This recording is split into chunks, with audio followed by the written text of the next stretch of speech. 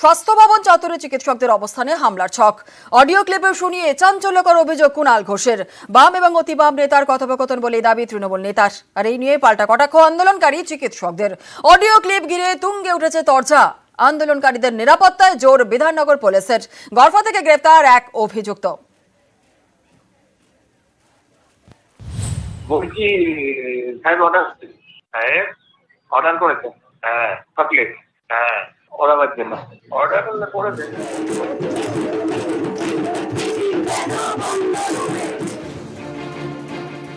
আরজি করে মহিলা চিকিৎসকের ধর্ষণ খুন প্রতিবাদে পথে জুনিয়র ডাক্তাররা। বিচার এবং নিরাপত্তার দাবিতে স্বাস্থ্য ভবন চত্বরে চলছে অবস্থান। সেই অবস্থান মঞ্চেই হামলার ছক। অডিও প্রকাশ করে চাঞ্চল্যকর অভিযোগ তৃণমূল নেতা কুণাল ঘোষের। বলছি আমি এত বছর এই কাজ করেছি, আমার কমপ্লেন ডর লাগছে।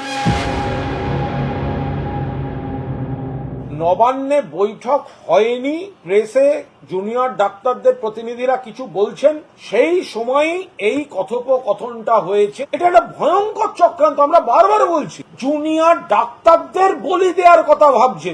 এখানে ওই এলাকায় কোনো বহিরাগত যেন না ঢুকতে পারে। বিভিন্ন দলের লোকেরা, বিজেপির কে গিয়ে বসে থাকছে, নকশালপন্থী নেতা সেখানে গিয়ে বসে আছেন, যাতে পরিস্থিতিটা আরো জটিল করে দেয়া যায়, যাতে মাননীয় মুখ্যমন্ত্রী, পশ্চিমবঙ্গ সরকার এবং তৃণমূল কংগ্রেসের উপর দায় চাপিয়ে দিয়ে শকুনের রাজনীতি করা যায়।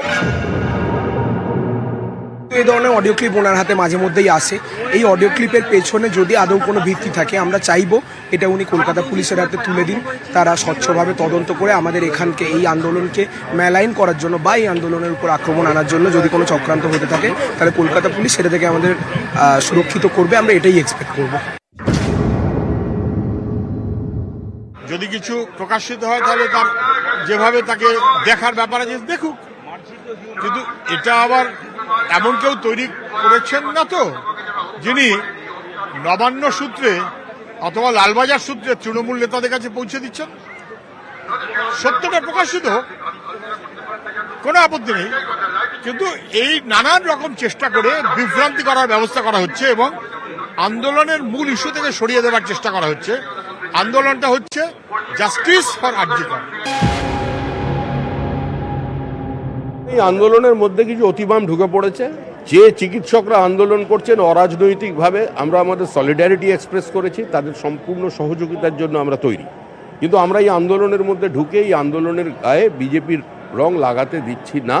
সমান্তরালভাবে আমরা আমাদের প্রতিবাদ, আমাদের প্রতিরোধ আমাদের মতো করে মানুষের সামনে নিয়ে এসেছি। কুণাল ঘোষ ভিডিও প্রকাশ করার পরেই আসরে বিধাননগর পুলিশ কমিশনারেট রুজু হয়েছে শতপ্রণোদিত মামলা। আন্দোলনকারীদের নিরাপত্তায় নজরদারি বাড়ানো হয়েছে। স্বাস্থ্য ভবনের সামনে বাড়ানো হয়েছে CC camera. News 18 Bangla.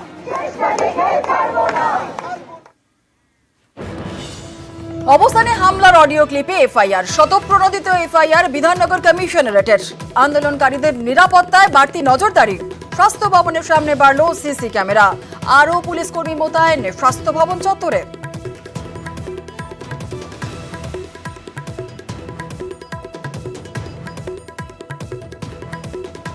শতপ্রণোদিত FIR Bidhannagar কমিশনারেটের। আন্দোলনকারীদের নিরাপত্তায় বাড়তি নজরদারি। স্বাস্থ্য ভবনের সামনে বাড়ানো হলো সিসি ক্যামেরা। আরও পুলিশ কর্মী মোতায়েন স্বাস্থ্য ভবন চত্বরে।